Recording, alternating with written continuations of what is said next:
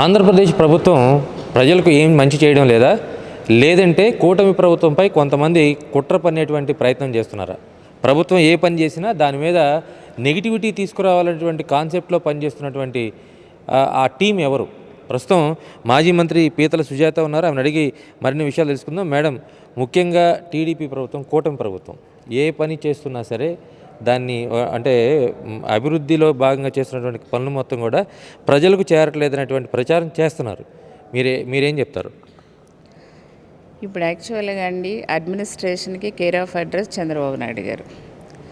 ఆయన ఈ 70 సంవత్సరాల వయసులో కూడా ఆయన కష్టం చూస్తుంటే ప్రతి ఒక్కరికి కూడా చలించిపోతున్నారు.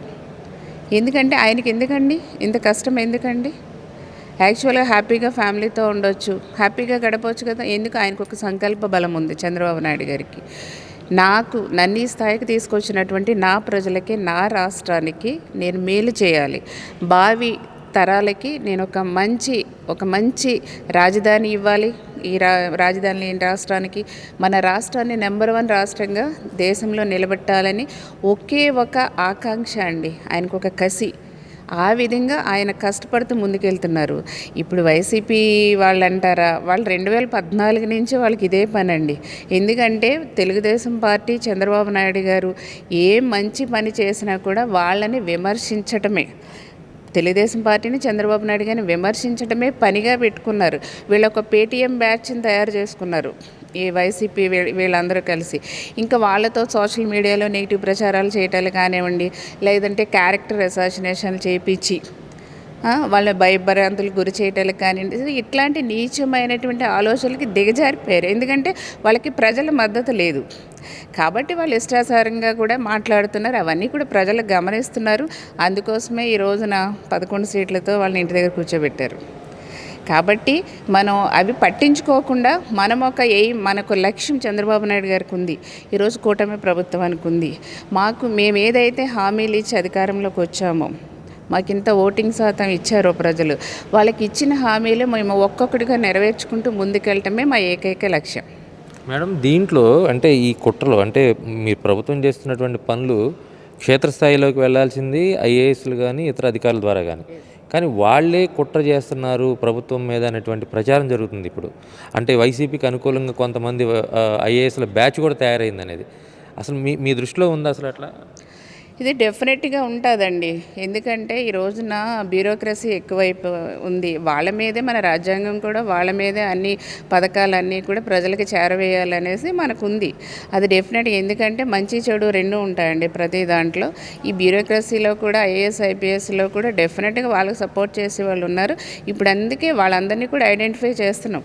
గతంలో మేము ఆఫీసర్స్ కదా అనేసి ఇష్టాసారంగా ఎట్లాగా ప్రవర్తించారు ఐఏఎస్ ఐపీఎస్లు ప్రజలందరూ కూడా చూశారు. వాళ్ళకి చట్టరీత్యా వాళ్ళు చేసిన తప్పులకి చట్టంతోనే శిక్ష పడేలాగా ఈ రోజున కోర్టులు చేస్తున్నాయి. సో డెఫినెట్గా ఎవరైనా సరే కరెక్ట్గా పనిచేయండి, ప్రజలకి సేవ చేయండి. ప్రతిఫలాలు ఇప్పుడు ప్రభుత్వం ఏదైతే ఒక మంచి లక్ష్యంతో పథకాలు ప్రవేశపెడుతున్నామో అవన్నీ కూడా సామాన్య ప్రజలకి, పేద ప్రజలకి అందరికీ కూడా అందజేయటంలో ఐఏఎస్ల అధికారుల పాత్ర ముఖ్యమైనది. కాబట్టి మీరు చక్కగా ట్రాన్స్పరెంట్గా పనిచేయండి. అంతే తప్ప కోవర్ట్లా పనిచేస్తే మాత్రం డెఫినెట్గా మీరు దొరికిపోతారు. తర్వాత మీ లైఫ్ ఖతం అయిపోతుంది. కాబట్టి మీరు గుర్తుపెట్టుకుని మీరు ట్రాన్స్పరెంట్గా చేయండి, ప్రభుత్వానికి సహకరించండి. మనమందరం కూడా, ప్రభుత్వం అధికారులు అందరం కూడా ఒక ఫ్యామిలీ. సో ఆ ఫ్యామిలీలో చిన్న ఏదన్నా వచ్చినా కలిసిమెలిసి మాట్లాడుకుని సరి చేసుకుందాం. కానీ కోవర్ట్లాగా మీరు పక్క పార్టీలకు పనిచేసి ప్రభుత్వానికి మాత్రం చెడ్డ పేరు తేవద్దు. మీకు అట్లాంటి ఆలోచనలు ఉంటే రిజైన్ చేసి వెళ్ళిపోవచ్చు. అంటే రిజైన్ చేయడానికన్నా ముందే మీ ప్రభుత్వం చేసినటువంటి పనులు కూడా అంటే మొత్తం క్షేత్రస్థాయిలో ప్రజల దగ్గరికి తప్పుడుగా తీసుకుని వెళ్తే అది మీ ప్రభుత్వానికి నష్టం. ఒకటి, ఇప్పటికీ సెక్రటరియట్లో ఒక వర్గం పనులు చేయకుండా కాలక్షేపం చేస్తున్నారు ఐఏఎస్ల బ్యాచ్ మొత్తం కూడా అని ఒక ప్రచారం జరుగుతుంది. ఇది మీరేమైనా ప్రభుత్వం దృష్టికి తీసుకెళ్తారా? డెఫినెట్గానండి. ఎందుకంటే సర్వేలు చేస్తున్నారు గౌరవ సీఎం గారు, అలాగే ప్రభుత్వం అన్నీ కూడా, ఇంటెలిజెన్స్ అన్నీ కూడా కరెక్ట్గా పనిచేయాలనే ప్రతి ఒక్కరి యొక్క ఆకాంక్ష. ఇప్పుడు ఐపీఎస్ ఐఏఎస్లు అందరూ కూడా ప్రభుత్వం చెప్పినట్టుగా మేమేం వన్ సైడ్ చేయమనట్లా, రూల్స్ అండ్ రెగ్యులేషన్ ప్రకారం చేయండి. మనం ఏదైతే హామీలు ఇచ్చామో ప్రభుత్వం ఇంప్లిమెంట్ చేయాల్సినటువంటి బాధ్యత ఉంది. దాన్ని అధికారుల ద్వారా ప్రజలకు ఇంప్లిమెంటేషన్ చేయించాలి. సో దాంట్లో అధికారుల పాత్ర చాలా ప్రాముఖ్యమైనది. సో మేము కోఆర్డినేషన్తో పనిచేసుకుని ముందుకెళ్ళాలి.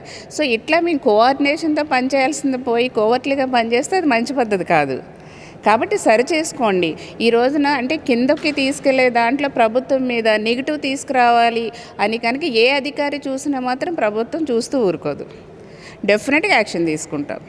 సో మొత్తంగా మాజీ మంత్రి అయితే చాలా స్పష్టంగా చెప్తున్నారు, మనకి కోఆర్డినేషన్తో కూడినటువంటి పాలన ఉండాలి కానీ కోవట్ రాజకీయాలతో కూడిన పాలన ఉండకూడదు. క్షేత్రస్థాయిలో ప్రజలకి అందాల్సిన సహాయ కార్యక్రమాలు ఏవైతే ఉన్నాయో అవి అధికారులే స్పష్టంగా చేయాల్సి ఉంది. అంతేగాని ప్రభుత్వానికి చెడ్డ పేరు వచ్చేలాగా పని చేస్తే అలాంటి పని చేయవద్దు. వీలైతే రాజీనామా చేసి వెళ్ళిపోండి అనేది మాజీ మంత్రి పీతల సుజాత స్పష్టం చేస్తున్నారు.